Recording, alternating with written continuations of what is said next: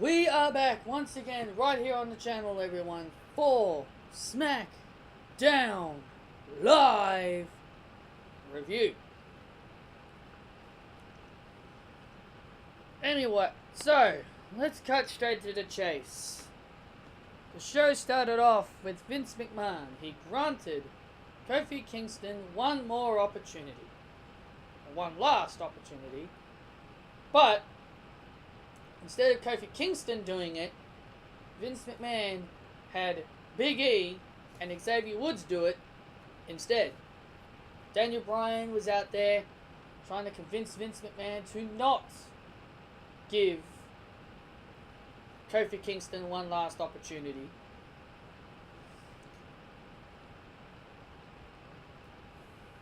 But Vince McMahon told Big E and Xavier Woods, you gotta run a gauntlet. Yes, another gauntlet match. Big E and Xavier Woods had to defeat every tag team on the SmackDown Live roster to get Kofi Kingston an opportunity at WrestleMania. But also, they said every tag team, which that is technically not true, because Sanity weren't in the gauntlet, and neither were the Colognes. But who? Wait, who? Who are the Colognes? But yeah, the New Day, Big E and Xavier Woods ran the gauntlet. And Big E and Xavier Woods, they ran the gauntlet. They started off with Luke Gallows and Carl Anderson. They squashed the Good Brothers in a minute. Bye-bye, Gallows and Anderson. Off to All Elite Wrestling you go. Then next up was Shinsuke Nakamura and Rusev. Thought these two were only going to pair up for one time only.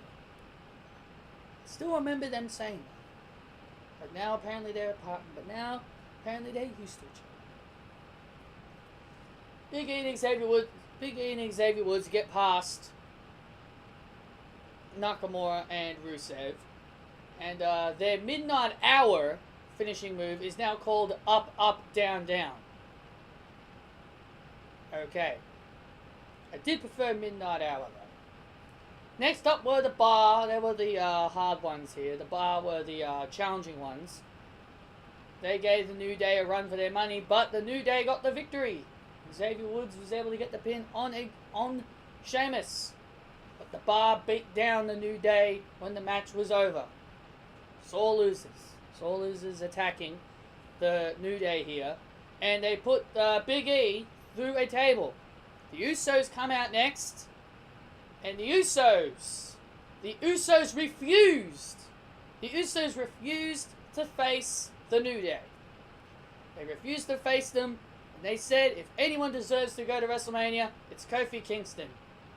New Day, good luck, because we forfeit. So they forfeited, and Daniel Bryan and Eric Rowan were throwing a temper tantrum backstage. So Daniel Bryan and Eric Rowan decide to go out there themselves to beat Xavier Woods and Big E. And Big E decides to come up with a great strategy. He pushes the announce table on top of Eric Rowan, who was the legal man. He pushes the announce table over Eric Rowan and gets the count out victory, and therefore Kofi Kingston finally gets his opportunity at WrestleMania. I find it weird that it was Big E and Xavier Woods. They gave Kofi Kingston his opportunity. Sure, some people may like it. I'm not saying I don't like it, but I feel like it's a bit odd that they got Kofi his opportunity, and I've got this weird feeling that Big E is going to eventually turn heel on Kofi Kingston, because he's going to basically say, I won the gauntlet for him, and like, he got the WWE Championship because of me. You know, that type of thing. I think Big E's probably going to do that, but I don't think so. But also, they shouldn't break up the New Day. I don't think they should do that, but they probably will, knowing this company. So yeah, Kofi Kingston is going to WrestleMania for his opportunity at the WWE Championship. Miz and Shane McMahon exchanged words and added in a stipulation. Their match is now Falls Count Anywhere. Oh yeah, and you know how I mentioned that Sanity weren't in the Gauntlet? Apparently Sanity are now being transformed into Shane McMahon's lackeys. We had Primo Cologne. I guess he found his way out of the Shining Stars Resort. We had Shelton Benjamin, who I thought was on Raw, playing Brock Lesnar's henchman. And we had Sanity. And a bunch of security guards. Doing that whole thing. The security guards are here to protect you from me, or whatever the hell. And Shane McMahon started to go on about Miz's dad, how he liked holding him in the face, grabbing him by his face and putting his hands on him.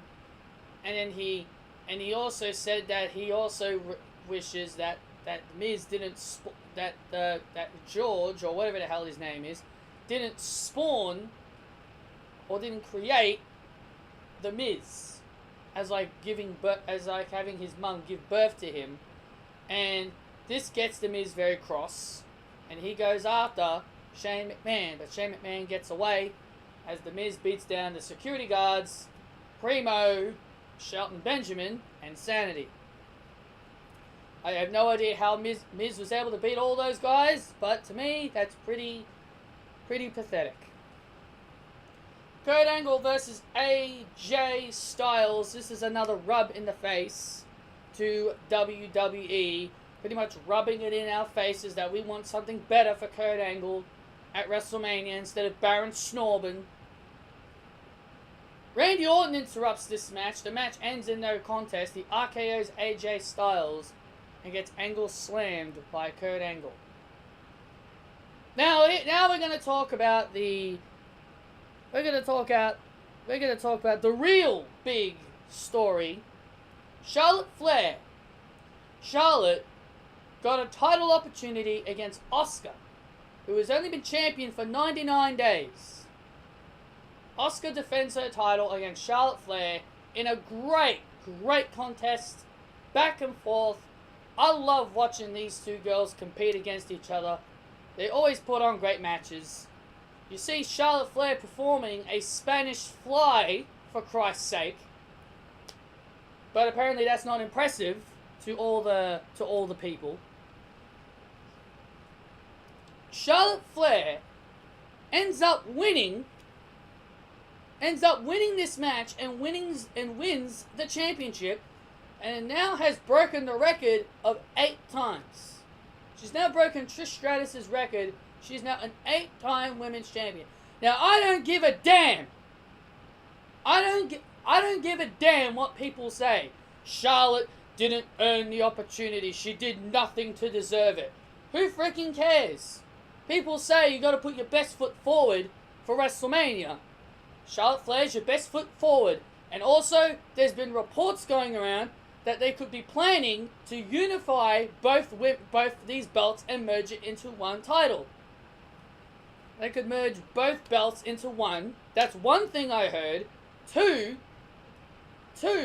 they gave Charlotte the belt to protect Charlotte, keep her on SmackDown Live, and have her go to Fox, possibly with the championship. I don't know. But, so, the main thing is that people think it's to set up a unification match for the Raw and SmackDown Women's Championships, and the winner becomes the unified champion. Now, this pretty much kills the entire brand split. To me, merging 2 belts into one kind of kills the brand split. Some people may say it doesn't, but to me it does. to me it does, because it kind of ruins the idea of a brand split. Why have all the women compete on both brands for one title? I say do it like the women's title. If you want to make this whole unification work, make it like the women's tag team titles. Have all the women who are on Raw and SmackDown Live only be on Raw, but only have the champion be on both brands. Only have the champion be on both brands. Because Sasha Banks and Bayley go back and forth to different brands, if you know what I mean. But Charlotte Flair winning the SmackDown Women's Championship is a great move. Asuka was doing nothing with the championship. This is not the same Asuka from NXT. This is not the same Asuka from NXT, nor do I want it to be the same Asuka from NXT, because Asuka doesn't need to, you know, be at that level she was in NXT. And all these people bitching and crying and moaning about Charlotte Flair, oh, she didn't deserve it, she didn't deserve it, she didn't earn it. Go cry me a river. Go cry me a river, because Nia Jax and Tamina and Natalya and Beth Phoenix didn't do shit to earn their women's tag team title match at WrestleMania. It's like I say, people get handed everything. And Becky Lynch, I want to mention this. Becky Lynch on her social media was at Asuka's defense, saying that Charlotte didn't earn it. Asuka deserves better. What are you talking about, Becky? You were the one tirading her after TLC. Becky was the one tirading Asuka, saying you're a paper champion because Ronda Rousey was the reason why you beat me. You didn't beat me. Ronda Rousey beat me. So why is Becky Lynch defending Asuka? When Becky Lynch straight up said, you didn't deserve the title, Ronda Rousey was the reason why I lost. What a lame-ass excuse. What a lame-ass excuse to defend someone just because you don't like Charlotte. So in my opinion, Charlotte winning the Women's Championship was the right thing to do. What if it has something to do with the unification? What if it has anything to do with, you know, keeping the belt on her just to put the belt on her, have her stay on SmackDown so then she can head to Fox Sports? Or I don't think having Charlotte wrestle twice in one night's a good idea either, because WrestleMania could be 8 hours. But either way, Charlotte Flair now being the SmackDown Women's Champion is going to be exciting, because we're going to find out what's to come. It's either Charlotte stays in the triple threat, she gets removed from the triple threat, or she stays in the triple threat and the belts get unified. Those are the three options that could happen.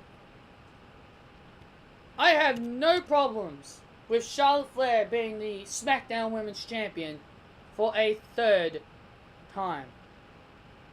So, I'm not going to raise my voice too much. But that's everything, guys. That's everything on SmackDown Live. SmackDown was a great show. But I am getting very tired of these Gauntlet matches. I will say that. We've seen so many Gauntlet matches.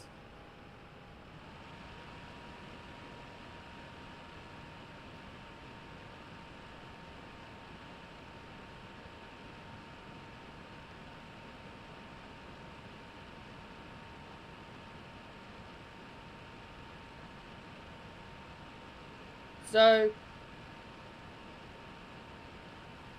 yeah, that's everything about SmackDown Live, guys. Hope you didn't really want to talk much. I just wanted to get this out there very quickly. So, thank you all so much for joining me. I hope you guys enjoyed the video. Hit that thumbs up. Comment your thoughts down below on SmackDown Live. Tell me your thoughts on Charlotte Flair being champion and everything else that happened on the show.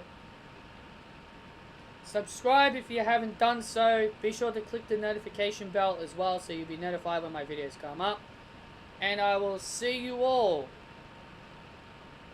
I'll see you all soon, because coming up soon will be my draft video. See you then.